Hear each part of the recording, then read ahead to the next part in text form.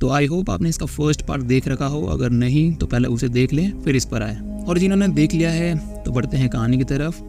इसकी कहानी पिछली मूवी के एंड से ही शुरू होती है। हम देखते हैं क्लाउन उस डॉक्टर को बड़ी बेरहमी से मार देता है और यहाँ से चला जाता है एक लॉन्ड्री में अपने खून से सने कपड़ों को धोने के लिए। उस लॉन्ड्री में एक आदमी भी होता है जो सो रहा है, इसलिए वो क्लाउन को नहीं देख पाता। अब जब तक कपड़े साफ हो रहे हैं, क्लाउन वहाँ बैठ जाता है, तभी उसे वहाँ एक फीमेल क्लाउन दिखती है जो कि काफी क्रीपी होती है और वो क्लाउन की तरफ इशारा कर रही होती है और फिर वो उसके पास आकर उसके साथ खेलने लगती है। अब एज अ ऑडियंस हमें लगता है कि ये लड़की मारी जाएगी, पर उसी दौरान लॉन्ड्री में सो रहे आदमी की आंख खुल जाती है और वो खून में सने क्लाउन को देख लेता है जो अकेले ही खेल रहा है, और ये देख हमें पता चलता है कि वो लड़की असल में वहाँ पर है ही नहीं, वो बस क्लाउन की इमेजिनेशन है। अब क्योंकि इस आदमी ने क्लाउन को देख लिया है, इसलिए क्लाउन इसे भी मार देता है और फिर यहाँ से चला जाता है। इसके बाद 1 साल बीत जाता है और हैलोवीन से एक दिन पहले हमें एक लड़की दिखाई जाती है जिसका नाम सिएना है।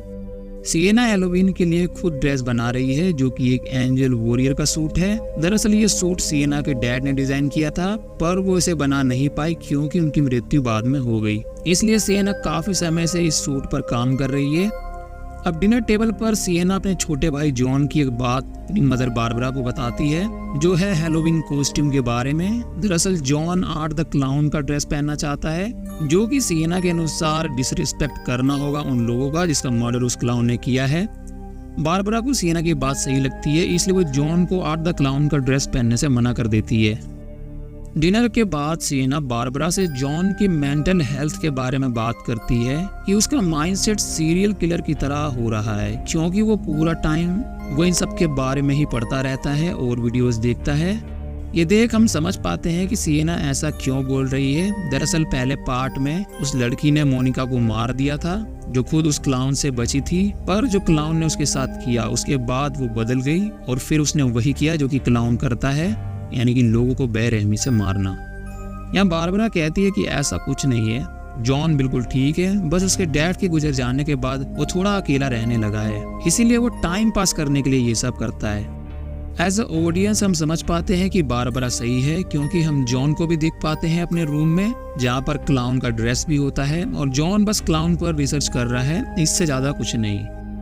अब देर रात सिएना को एक बुरा सपना आता है जिसमें क्लाउन कई लोगों को एक साथ मार देता है। इसमें खुद सिएना भी होती है। क्लाउन उसे जलाकर मारता है, पर तभी सिएना की आंख खुल जाती है और वो देखती है कि उसके रूम में भी आग लगी हुई है जिसमें उसके सूट के विंग्स जल जाते हैं। बारबरा यहाँ आकर उस आग को बुझा देती है।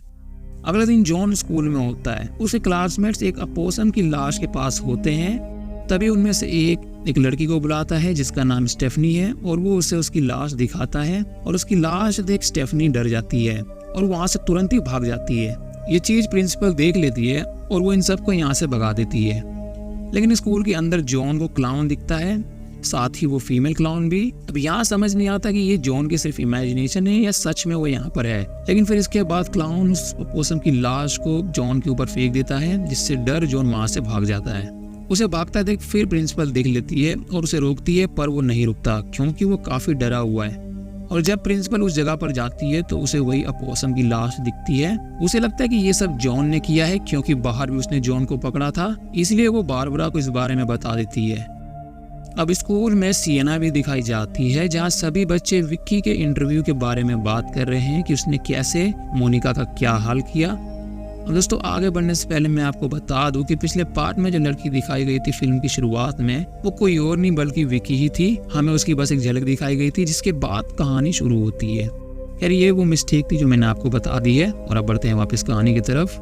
तो सिएना की फ्रेंड्स ब्रूक और एली भी उससे विक्की के बारे में बताती हैं, लेकिन उसके बारे में सुन वो अनकंफर्टेबल हो जाती है क्योंकि लास्ट नाइट उसे क्लाउन का सपना भी आया था।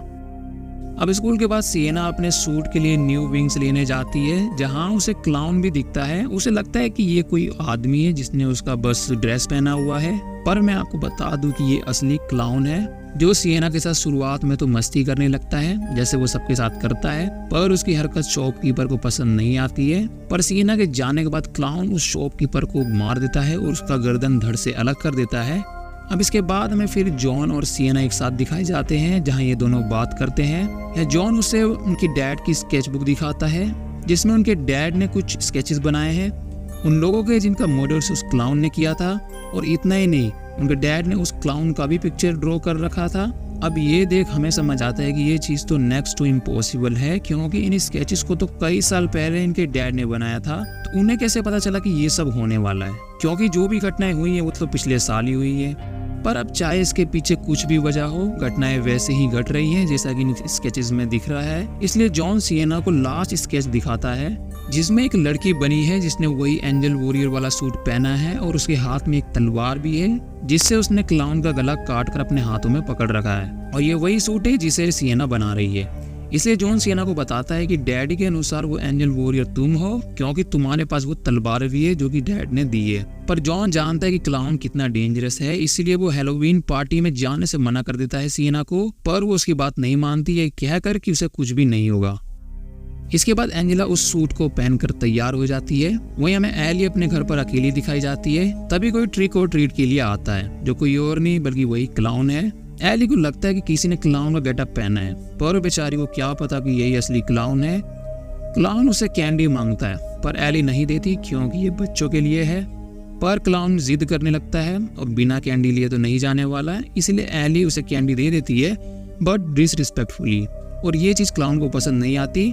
हालांकि वो यहाँ से चला जाता है, लेकिन जैसे ही सूरज जलता है वो फिर से एली के घर में आ जाता है। एली समझ जाती है वही है, इसलिए वो उससे बचने की कोशिश करती है पर बच नहीं पाती। और फिर जो हैवानियत भरी टॉर्चर वो क्लाउन उसके साथ करता है, इसे देख शायद आपको रात को नींद भी ना आए, इसलिए कमजोर दिल वाले इसे ना देखे। पर जो सुनना चाहते हैं वो सुने। क्लाउन सबसे पहले उसके सिर की खाल को निकाल देता है, फिर पीठ की स्किन भी काट देता है, और इतना ही नहीं वो उसके हाथ भी काट देता है और पैरों को भी तोड़ देता है। इसके थोड़ी देर बाद एली की मॉम घर आ जाती है। घर की हालत देख वो डर जाती है और एली को ढूंढने लगती हैं और ढूंढते ढूंढते पहुंच जाती है उसके रूम में, जहां क्लाउन अभी भी उसके शरीर काट रहा होता है। इतना सब करने के बाद भी एली में जान बची होती है और ये सब क्लाउन कर वहां पर हंस रहा होता है। अपनी बेटी की ये दुर्दशा देख वो बस चिल्लाने लगती है और उसे इतना भी होश नहीं होता कि यहाँ से भागना भी है। इसी चीज का फायदा उठाकर क्लाउन एली की मॉम को भी मार देता है और वो उनका सिर काट कर उसमें कैंडीज भर देता है, जिसके बाद वो बच्चों को उसी में से कैंडीज देता है। वहीं सिएना और ब्रूक क्लब में होते हैं और वो एली का इंतजार कर रहे होते हैं, पर काफी देर हो जाती है और एली नहीं आती, इसलिए ये सब पार्टी करने लगते हैं और यहाँ पर सिएना थोड़ा ड्रिंक भी कर लेती है। वही जॉन घर पे दिखाया जाता है जिसके पास सिएना की वही तलवार होती है। तभी वहाँ बारबरा आती है। दरअसल स्कूल में जो हुआ उसकी सजा के तौर पर जॉन आज बाहर नहीं जाएगा। बारबरा कहती भी है कि अगर वो माफी मांग ले तो वो जा सकता है, पर जॉन अपनी बात पर अड़ा होता है कि उसने वो नहीं किया। साथ ही वो बारबरा को अपने डैड की वही स्केचबुक भी दिखाता है, लेकिन इस बुक को देख बारबरा भड़क जाती है और उन सभी स्केचेस को फाड़ देती है।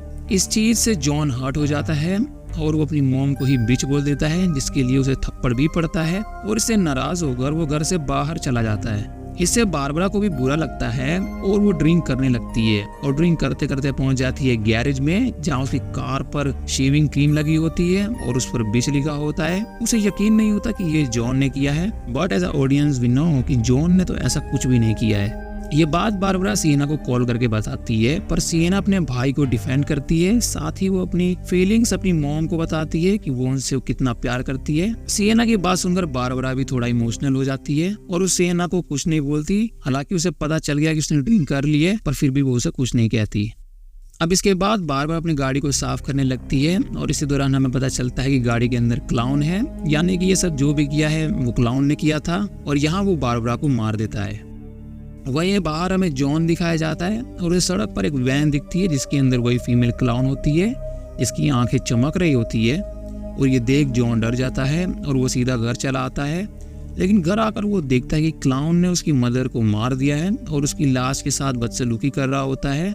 जॉन को देख क्लाउन उसके पीछे पड़ जाता है। हालांकि वो बचने की कोशिश करता है और वो सिएना की तलवार भी लेने की कोशिश करता है, बट नहीं ले पाता और यहाँ पर क्लाउन उसे बेहोश कर देता है और उसे यहाँ से ले जाता है, साथ ही सिएना की तलवार भी। उसी दौरान सिएना को पार्टी में वही फीमेल क्लाउन दिखती है और उसे देख वो काफी डर जाती है, इतनी कि उसकी हालत खराब हो जाती है। इसलिए जेफ और ब्रूक उसे घर ले जाने लगते हैं। पर इसी दौरान सिएना को जॉन का कॉल आता है और वो उससे हेल्प मांगता है। वो कहता है कि उसके दोस्त उसे कार्निवल में ले आए और फिर अकेला छोड़ गए हैं, इसलिए तुम मुझे यहाँ से पिकअप कर लो। अब ये सुन सिएना कार्निवल चली जाती है, पर दूसरी तरफ हम देख पाते हैं कि जॉन बेहोश पड़ा है और क्लाउन उसे कार्निवल ही ले जा रहा है और वो फीमेल क्लाउन जॉन की आवाज में सिएना से बात कर रही थी। खैर सिएना के कार्निवल पहुंचते ही वो अकेले ही अंदर चली जाती है जॉन को ढूंढने। वही जेफ और ब्रूक बाहर ही रुकते हैं कार के अंदर। सिएना मैसेज करती है जॉन को कि वो कहाँ पर है, तो रिप्लाई में आता है टेरिफियर, इसलिए वो यहाँ पर चली जाती है। अब सिएना को गए काफी टाइम हो जाता है, इसलिए ब्रूक उसे कॉल करती है। उसी दौरान जेफ बाहर टॉयलेट करने चला जाता है, तभी वहां पर क्लाउन आकर जेफ को टॉयलेट करते दौरान ही उसके मेन पार्ट को चाकू से काट देता है और फिर लगातार वहीं पर मारने लगता है। इसके बाद वो ब्रूक को भी मारने जाता है, पर ब्रूक कैसे भी वहां से बचकर भाग जाती है, लेकिन वो ज्यादा दूर नहीं भाग पाती क्योंकि उसके पैर में चोट लग जाती है। वो क्लाउन उसका पीछा करने लगता है और आखिर में उसे पकड़ भी लेता है और सबसे पहले वो उसके फेस पर एसिड फेंकता है। इसके बाद वो उसके शरीर के चीथड़े कर उसका दिल बाहर निकाल लेता है। वही सिएना जॉन को ढूंढ रही होती है, बट ढूंढते ढूंढते उसे मिलती है ब्रूक की लाश। साथ ही यहाँ पर क्लाउन भी होता है। तभी यहाँ पर जॉन पहुंच जाता है। सिएना उसे भागने के लिए कहती है और खुद क्लाउन से लड़ती है, पर क्लाउन उसे मार मार कर अधमरा कर देता है और फिर जॉन के पीछे चला जाता है। जॉन ज्यादा देर तक भाग नहीं पाता, इसलिए क्लाउन उसे पकड़ लेता है और चाकू से कई बार उस पे करता है, जिससे जॉन घायल हो जाता है। लेकिन सही टाइम पर सिएना वहां आकर क्लाउन की हालत खराब कर देती है और वो कुल्हाड़ी जैसी चीज उसके सिर में घुसा देती है। ये देख हमें लगता है कि शायद क्लाउन मारा गया, पर वो जिंदा होता है और फिर जॉन और सिएना को एक साथ मारता है, जिससे ये दोनों बुरी तरह घायल हो जाते हैं। पर सिएना फाइट बैक करती है और वो उसी के औजार से उसे मारने लगती है और आखिर में वो एक लोहे की रोड क्लाउन के सिर में घुसा देती है, पर ये ढीठ फिर भी नहीं मरता। तभी जॉन को क्लाउन की गन मिलती है, जिससे वो क्लाउन को शूट कर देता है। ये देख लगता है कि फाइनली क्लाउन मारा गया। तभी सिएना के पास उसकी मॉम आती है, पर जॉन बताता है कि ये उसकी मॉम नहीं है, बल्कि वही फीमेल क्लाउन है जो सिएना को विजन्स दिखाती है कि उसकी मॉम की मौत कैसे हुई।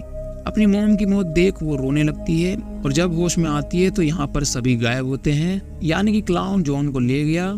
इसीलिए वो उन्हें फिर ढूंढने लगती है। तभी उसके सामने क्लाउन आ जाता है जो उसे एक गड्ढे में गिरा देता है। ये देख लगता है कि सिएना मारी गई, पर वो जिंदा होती है। वो देखती है कि उसके सामने एक और गड्ढा है। तभी क्लाउन वहां पहुंचकर सिएना की तलवार उसके पेट में घुसा देता है और फिर उसे उसी गड्ढे में डाल देता है।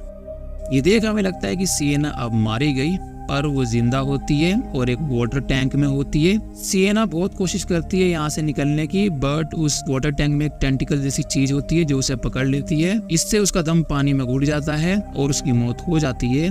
लेकिन फिर हमें वही तलवार दिखाई जाती है जो अचानक ही चमकने लगती है, जिससे सिएना की चोट हील हो जाती है और वो फिर जी उठती है। इसके बाद वो टेंटिकल्स उसे छोड़ देते हैं, जिससे वो यहाँ से बाहर निकल आती है और उस तलवार की मदद से क्लाउन पर हमला कर देती है। और फिर वही होता है जो कि स्केच में हमने देखा था, सिएना उसका धड़ उसके शरीर से अलग कर देती है। आखिर में वो फीमेल क्लाउन वहाँ पर आकर क्लाउन का धड़ अपने साथ ले जाती है और इसी के साथ ये कहानी एंड होती है। तो दोस्तों इसमें एक पोस्ट क्रेडिट सीन भी है जो मैं आपको आखिर में बताऊंगा, लेकिन उससे पहले हम बात करेंगे इसकी एंडिंग एक्सप्लेन वीडियो पर। सेकंड पार्ट में ये तो हमें समझ आ गया कि पिछले पार्ट में क्लाउन ने सचमुच खुद को गोली मारी थी और वो कोई ट्रिक नहीं थी, बल्कि वो फिर से जिंदा हो गया था। और ऐसा क्यों हुआ हमें इस फिल्म से पता चल गया। दरअसल कोई ईविल शक्ति है जो उस क्लाउन का साथ दे रही है और वही है जो उसे बार बार जिंदा कर देती है। पर इस बार क्योंकि उसका धड़ी पूरा अलग हो गया है, तो हम कह सकते हैं कि अब वो जिंदा नहीं हो पाएगा। हालांकि पहले पार्ट में उस ईविल शक्ति को नहीं दिखाया गया था, पर सेकंड पार्ट में उसी शक्ति ने एक बच्ची की शक्ल ले ली थी जो कि क्लाउन की फर्स्ट विक्टिम थी और उसकी उम्र 10 साल थी, जिसे उसने इसी कार्निवल में मारा था। हालांकि इस पार्ट में ये चीज क्लियर नहीं की गई, तो हम बस थियरी ही बना सकते हैं और इसका पता तो हमें इसके थर्ड पार्ट में चलेगा, जो कि पॉसिबली नेक्स्ट ईयर ही रिलीज हो पाएगी। अब बात करते हैं कि सिएना के डैड की। क्या वो एक एंजल थे? क्या वो स्वर्ग से आए थे? क्या उनके पास शक्ति थी कोई? क्योंकि फिर उन्हें कैसे पता कि आगे क्या होने वाला है? तो मुझे ऐसा लगता है कि वो कोई एंजल नहीं थे। उनके पास जो तलवार थी वो मैजिकल थी और उसकी शक्ति से ही शायद उन्हें पता चल गया था कि आगे क्या होने वाला है। साथ ही ये भी कि आगे उनकी मृत्यु हो जाएगी, इसलिए उन्होंने उस तलवार को अपनी बेटी को दिया ताकि वो अपने भाई की रक्षा कर सके। तो ये थी मेरी थ्योरी, बाकी आप अपनी भी बता सकते हो।